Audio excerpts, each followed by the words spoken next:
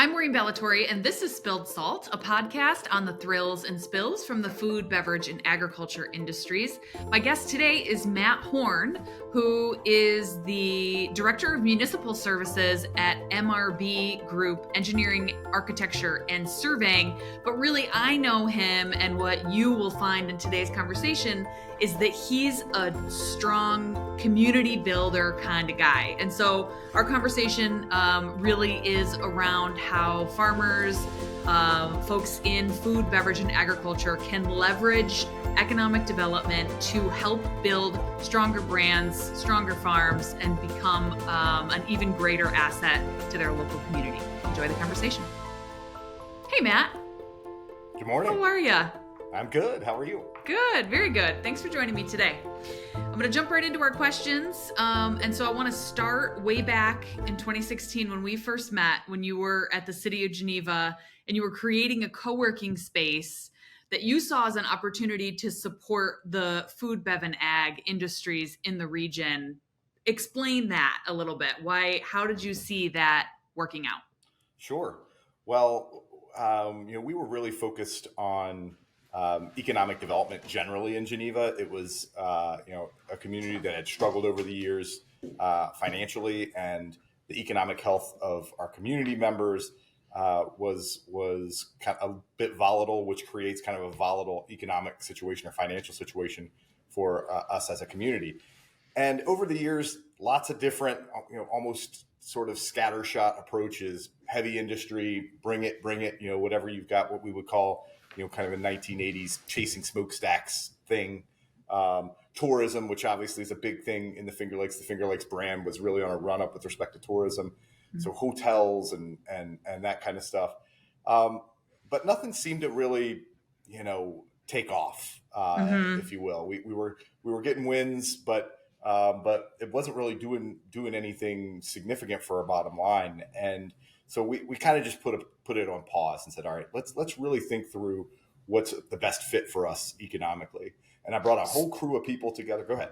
So essentially you're saying that those things like big business, growing companies and tourism in the region was helping the region, but you weren't seeing that centralized impact in Geneva itself, right? That's what you were trying to impact. Right. We were trying to find our place in it, right? Yeah. We'd had economic analysts come into the community, economic development experts, and what they all said was, you're going to get lost in the noise, right? Manufacturing and tourism, those are certainly things that are happening in New York State. But what's your niche? What's your place in that? Yeah. So it was around this time that I ran into this concept of innovation districts, and it comes out of Brookings, and the thought process is, look around at what your potential innovation assets are. And they were he talked about things like academic institutions and entrepreneurs and these kinds of things. And it just turns out, Geneva's got these world-class researchers in the food and ag field, food and bev field, with Cornell having an institution right here. Hobart and William Smith had really started to put some muscle behind their entrepreneurship program. Finger Lakes Community College has always been kind of a great partner on the workforce side. So we said, okay, that's clear. We have that part of the innovation districts concept covered. What's next? And the what's next was like a great place for entrepreneurs to bump into one another, right? So for lack of a better word, like a social setting. And for anybody who knows Geneva or has been through Geneva, we have this amazing downtown, just an incredible, well-preserved historic core where there was starting to be a buzz about Geneva's downtown. And then finally, the Brookings thought leadership talked about, all right, now how do you put formal opportunities together for people to actually go do the work? Mm-hmm. And so we saw we have the industrial park. It's a city-owned industrial park, but we also had this Cornell Tech Park, this ag and food technology park, which had acreage. It had small-scale production spaces. So like, okay, if we wanted a 100,000 square foot facility, we could drop it in the industrial park or drop it in the tech park. Yep. If we wanted a startup manufacturer, someplace, someone like Stony Brook Wholehearted Foods, which is a fantastic producer in Geneva, little small manufacturing space, a couple thousand square feet to pilot your project, and then even grow it into some scale, right? But what about the think piece, right? What about the folks who are just getting started? They're at home, they're on their kitchen table, scratching out ideas. They're starting to get crowded at that table, and they need to go get some space away from the home. And we had come to understand this concept of co-working, and it turned out we found some great real estate partners in the community, and the city council and city leadership were excited about co-working as a concept, and so the city invested and pulled together a co-work in downtown. And initially we wanted to create some density, create some excitement around it. And so while we always had it, at the front of mind that this is a place where food entrepreneurs will come and get started. Right. It ended up being a lot more than that, which was great. It was a much more diverse crew. So. Yeah, that's great. So it was really, you were recognizing where the opportunity was for continuing to kind of support this food, bev, and ag natural entrepreneurship kind of thing that was already happening to help create the first piece that would launch them into the other resources that were already available in the region. And so now that you're with MRB Group, you're really kind of taking this concept of what you helped impact in Geneva and take it on the road. And you're working and consulting with companies and municipalities all over the US, right? For this, how are you seeing communities throughout the United States kind of prioritize or work in food, bev, and ag concepts into their regions? Yeah, so we work in largely rural communities, no matter where we are. MRB Group is a big company, but I call it a big company, but a small shop. We grew up in these rural spaces, particularly here in the Finger Lakes, and so you start from where I mean, I joined MRB just a couple of years ago, five or so years ago, and I started on Castle Street. My office is across the street from my old office. I started on Castle Street and just started working my way out from there to go out into these communities. And Geneva was a success story, and people loved hearing about it. And so they would say, let's just do what you did in Geneva. And I was like, oh, hold on a second. That'll take 10 years.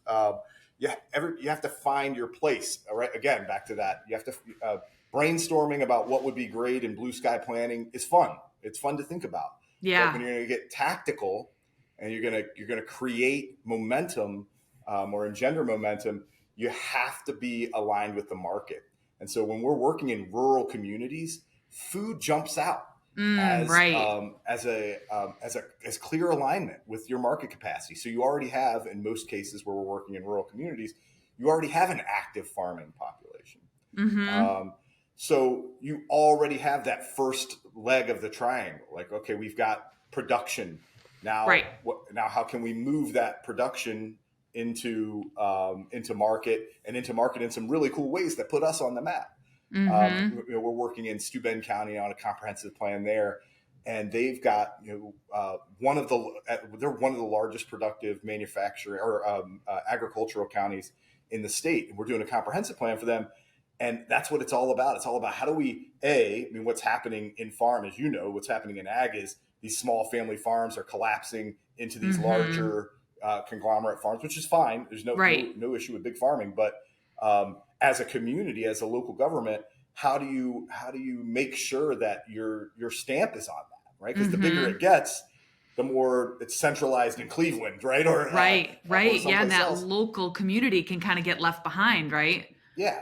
So two things happen. One, we try to ingratiate ourselves with the bigger guys, but two, we tell small scale farmers, hey, there are other options. You don't have to sell out. There is a future in farming and food production here if we can create a local market for it. I've seen it in Wayne County. I've seen it in Steuben County here locally. And now we're, like you said, we're taking it on the road to South Carolina and the Southeast, which has another just long history of farming.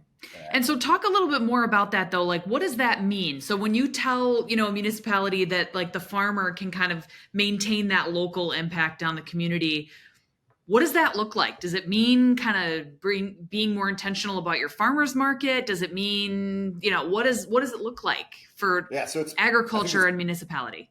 Right. I think it's back to what are your assets? What's your capacity, right? That farmers market is the first thing.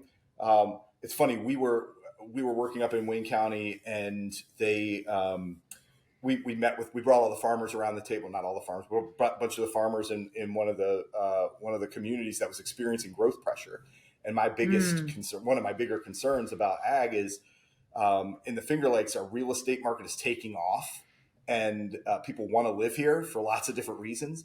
And so farmers are in a position of now having some other options. And so when I asked the farmers there, what's your number one concern? Are you concerned about development pressure? Are you concerned about falling prices? What are you concerned about? And they said, our concern is how do we get this product that we're growing in Wayne County to market in Wayne County for a lot of different reasons. One, because a shorter travel space between producing food and eating food is at lower cost and all the other the cost impacts that go into that cost or the elements that go into that cost. And two, because then the community embraces farming as opposed to you move a bunch of people in and all of a sudden the farm is the problem, right? The farm's been here for 200 years. The house has just got here, right? Yeah. So when we talk to communities, we say, how do we get food to the table? Right? How do we get food to the table in the community? Farmers market is one for sure. That we worked in Geneva on even a step down from the tech farm to what I call just colloquially a community kitchen space, but it's really a kitchen incubation space, kitchen incubator, where you can take aspiring entrepreneurs, connect them with local growers, and say, okay, we can produce this product here at a small scale. One of the more holistic things, and I'm just sitting in Geneva, so all these things from Geneva are on my mind. But one of the more social things that I love about what's happened in Geneva is this concept of gleaning, right? So we were able to connect a local nonprofit to farmers who go out, do the harvest, and when they're done with the harvest, they've got whatever's left out there, and we send that nonprofit out. They collect it all. The city sponsored some cooler space so that we could, so that this nonprofit can store it in their cooler and then get it to needy families. So anything from farmers market, just selling it wholesale. By the way, if you are supporting your farmers market, make sure you're connecting your farmers market to SNAP and to those other programs to support economically disadvantaged folks. That keeps the food where it's supposed to be. Two, opportunities for small scale production, grabbing your entrepreneur. And again, the person working at their kitchen table on a business plan is also probably making jam or jelly or salsa or whatever at the kitchen stove. Let's get them into a space that's licensed and that's got all the health department checks so that they can produce it and actually take it to market themselves. And then three, we're very fortunate in the Finger Lakes to have Wegmans as our, as a really a nationwide company, but that's corporate folks are housed here. So we make it a point to, when we see a product that's got legs, to try and connect it to the Wegmans product folks. How do you get this on a shelf in a nationwide chain? That's not going to be possible everywhere, but most regions have a regional grocery or a regional supplier, and a local economic developer can go a long way towards supporting entrepreneurship by connecting producers, manufacturers, small scale manufacturers to these larger scale distributors. And there's some interim steps in there too, but when I'm coaching municipalities, no matter where they are, it's about finding new markets for your farmers and connecting farmers to entrepreneurs, connecting entrepreneurs to retailers. Yeah, and what that really means is you're supporting the creation of these ecosystems, right? And if you're not creating them, you're helping make sure that they're strong in all aspects. And so a lot of the folks that we will talk to on this podcast are CPG brands. And so, for them too, they have a different perspective on this whole thing, but they're an important part of the ecosystem too, right? They have to source their food from somewhere. They have to create it somewhere. They have to have an avenue to sell it. And so there are these kind of hubs where that's naturally occurring. And the Finger Lakes is one of them because of the many resources that you just mentioned.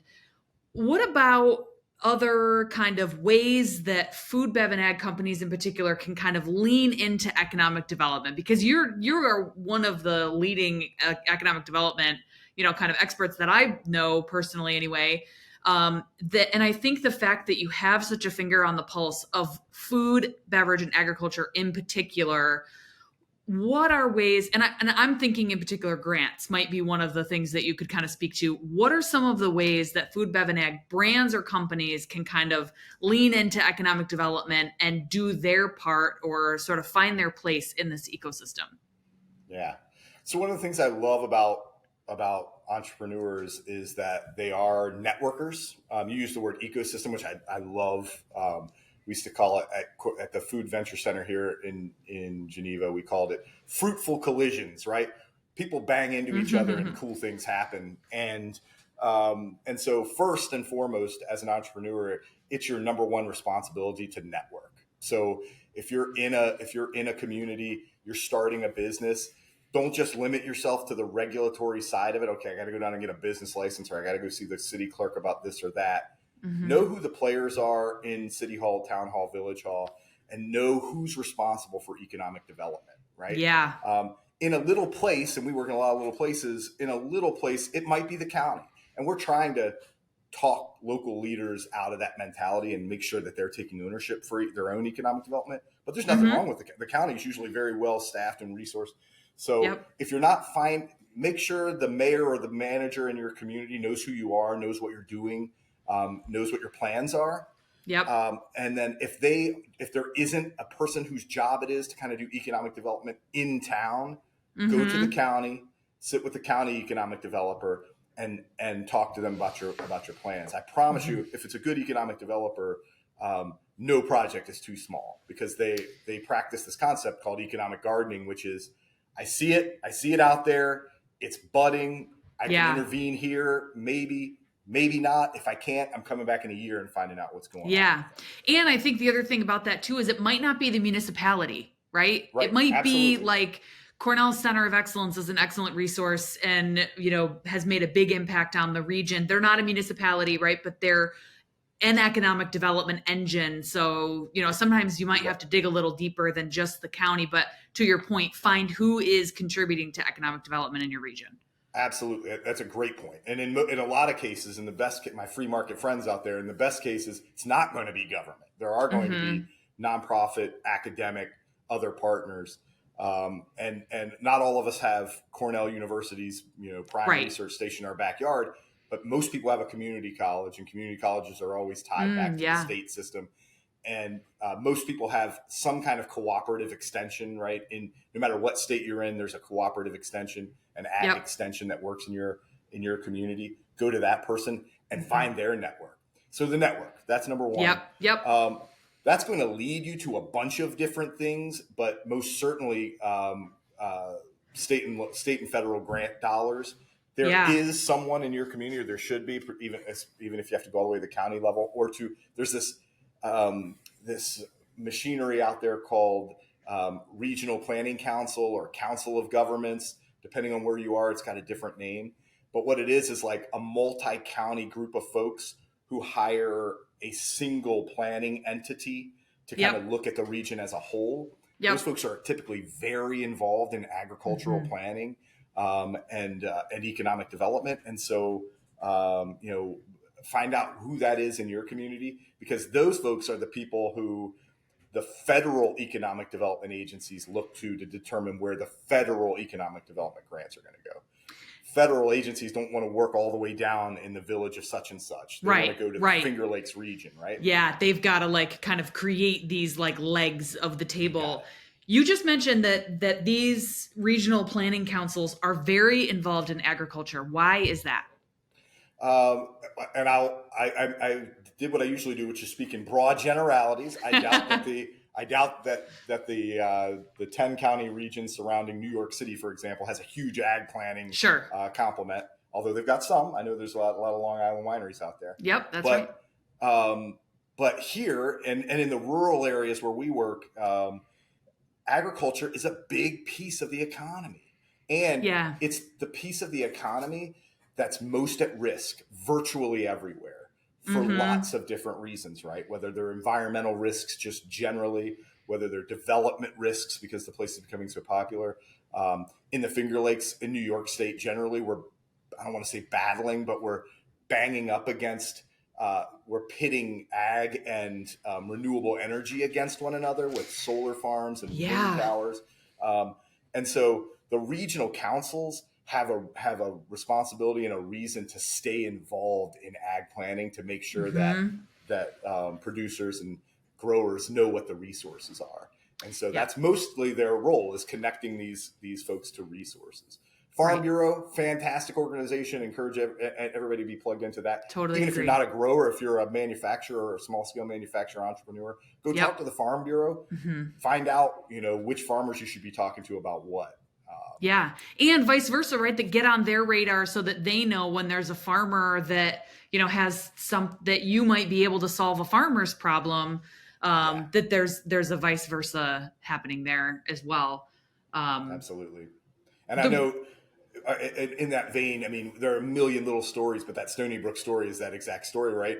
The farmer had the problem. The farmer had a problem of, what am I going to do with all these seeds? He was landfilling all these seeds, and an entrepreneur happened to be standing at the ag extension and heard him talking about it and said, I'll take the seeds. And he turned them into this amazing oil, squash seed oil. And so, yes, to your point, vice versa. That's why it's a network. It's fully connected. Right. Exactly. Yeah. What does your spidey sense tell you about like what's coming next in economic development in communities? And that might mean, how have behaviors changed since COVID that people are kind of engaging in a little different way? But, with your finger on the pulse, what's coming next? Yeah. So water, right? Water is a critical conversation as the world dries, warms up and dries. Municipalities are having to get a lot more engaged in even getting farmers water. Farmers are seeing those ponds dry up earlier in the season. And so for the first time in my career, I'm talking to farmers about how to extend water infrastructure to their farms to refill those ponds all summer. So not just talking about ag, but dairy farm. We're not just talking about irrigation, but like dairy farming, and keeping the cows watered and that kind of thing. So water and infrastructure are going to play a much bigger role in ag economic development moving forward. The piece about COVID, what we found, and maybe the work we've been doing, you and I have been doing in this part of our career, was at the front end of things.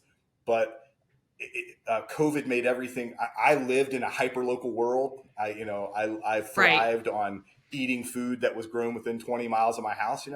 Now that's everywhere. Right. And I think it's only getting smaller. I think people are only going to look, they want to know the story of their food, want to know where it comes from. They want to know that it's going to get to them no matter what happens in the world. Food security is so much more important. And by food security, I just mean the ability to get an ear of corn from a farm to my table. Exactly. That has to happen locally. And so that's a big deal. And food safety generally. Cornell has an amazing program or initiative called the Institute of Food Safety. And what they're doing is helping growers and small scale producers understand federal regulation, and then coaching the federal government on how to modify regulation to be more implementable without losing the security part of it, the safety part of it. Because if you're a small scale farmer or producer and you get that 1,000-page code of federal regulations, you're lost right out of the gate. And a lot of it won't even apply to you. Food safety is not going away. It's only going to get stronger and more strict and more bureaucratic. And so for a small scale producer, I would say, find the person in your community whose responsibility it is to interpret that. This Cornell Institute of Food Safety is a nationwide resource, though. So if you're in Batwing, Idaho, working on a food safety question, call Cornell. They're empowered and funded to help you.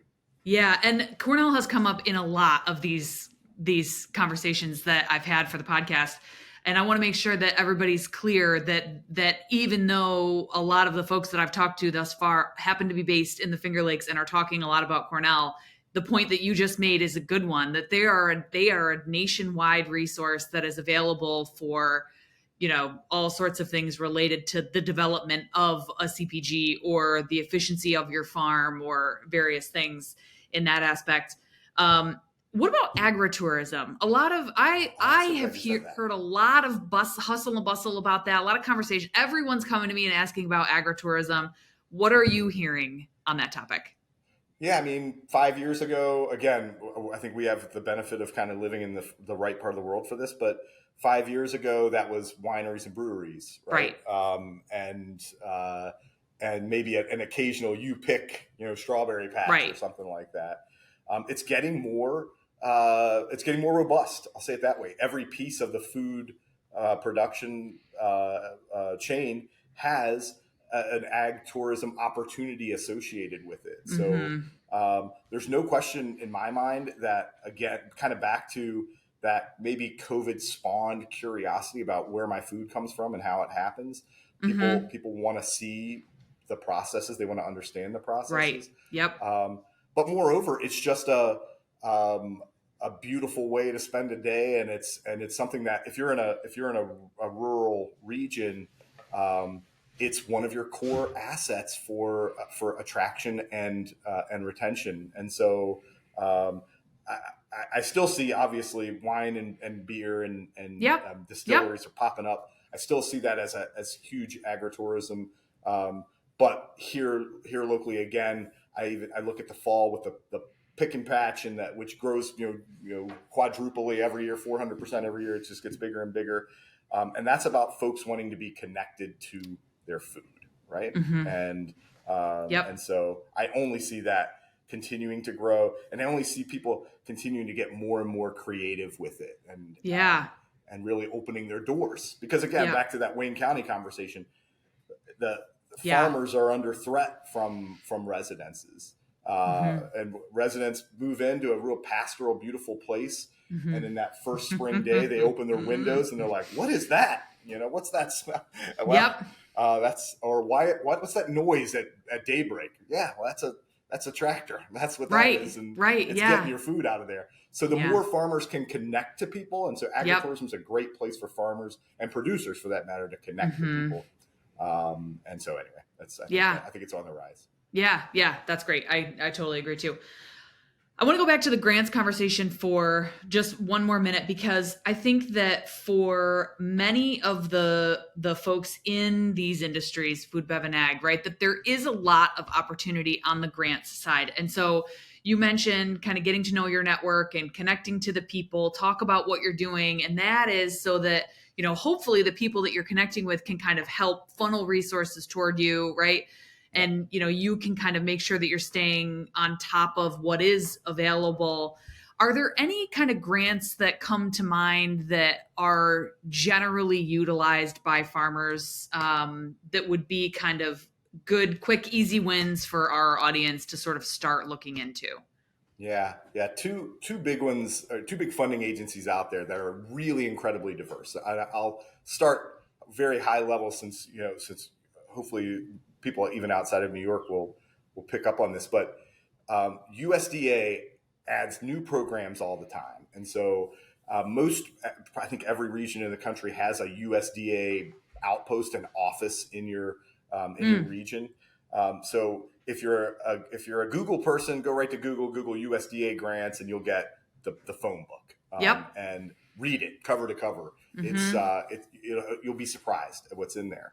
And then if you're not a Google person, go out, find where your USDA regional office is, and go out and sit with those folks and talk to them about your needs, and and ask them about their funding cycles. It's everything from manufacturing equipment, farming equipment, land preservation stuff. I mean, there's a lot there, right? Yeah. So that's a federal one that I love. One that from the USDA that a lot of our clients use is is more of a research and development one, the value added processors grant. A lot of our clients love that one. How can I take what I'm already doing on the farm and help it do more value added kind of thing? So that's one too that would be, I would say, high on the list for folks to specifically seek out. Yeah, and I think anywhere you plug into ag, I mean, and again, they stretch it even, I mean, farther than that. And so from very clear, basic, direct growing support all the way down to processing and value add, I think that's a great point. Mm-hmm.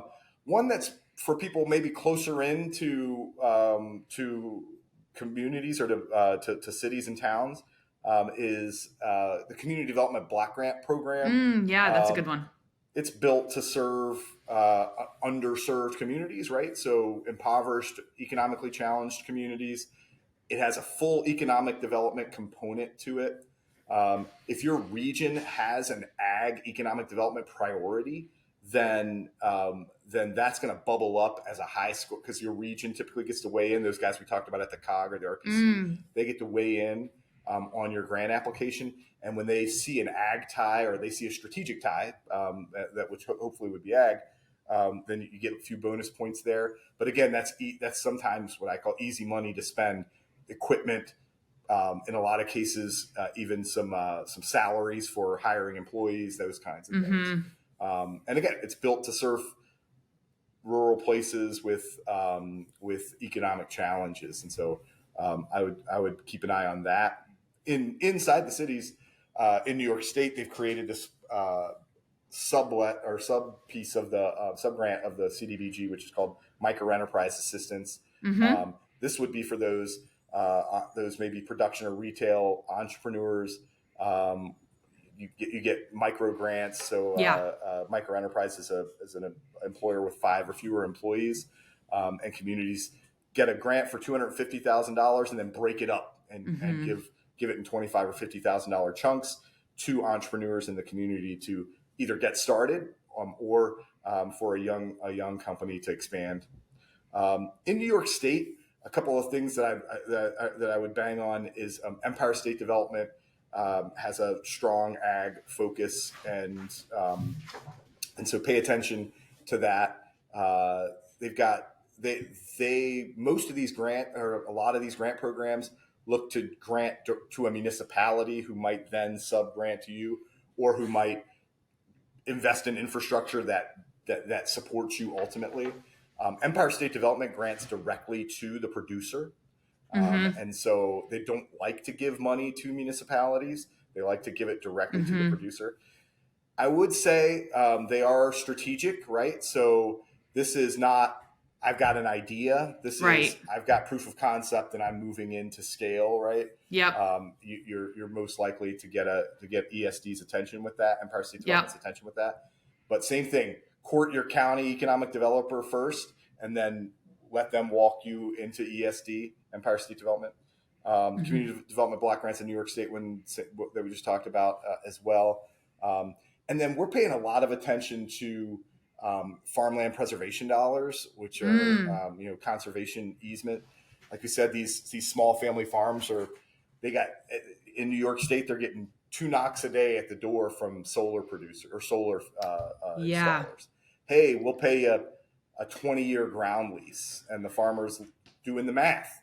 Yeah, and sometimes that does make sense for them, that, hey, I'm going to make way more money this way rather than farming this land. But that was a big discussion at the New York State Farm Bureau annual meeting last December, was this huge discussion over the concern for the entire United States of high quality farmland going to solar, because, even though they're making more money in that way, right? So it's, how do you get ahead of that? So that's a really smart angle too of farmland preservation dollars and what might be available there. Yeah. The federal government and the state government both have these priorities of renewable energy, and it bangs right up against agricultural priorities in most cases. So state of New York, locally here, the town of Canandaigua has, I think, had 5 rounds of these preservation grants. And basically what it does is makes it as worth your while to farm as to accept the solar panel, right? Yeah, that's great. So that at least you're starting from a level playing field. Right. Yep. Well, this was great. I really appreciate all of your resources. I mean, I think the thing I'm hearing loud and clear that is of value to our food, bev, and ag folks that are listening is that economic is an excellent place to start making sure that you're having those conversations with your local economic development organization, no matter what stage you're in. If you're in that kind of industry, that there's likely some sort of support or awareness or kind of connection that can happen with your local economic development organizations to help you grow. You got it. Absolutely. Yeah. Excellent. Thanks again for your time, Matt. I really appreciate it. Thank you. Thank you for listening to Spilled Salt. I'm Maureen Ballatori. For more information about the podcast, visit www.29designstudio.com. If you have questions for me, you can submit them through the contact form on the website. Be sure to like and subscribe wherever you listen to podcasts so you never miss an episode.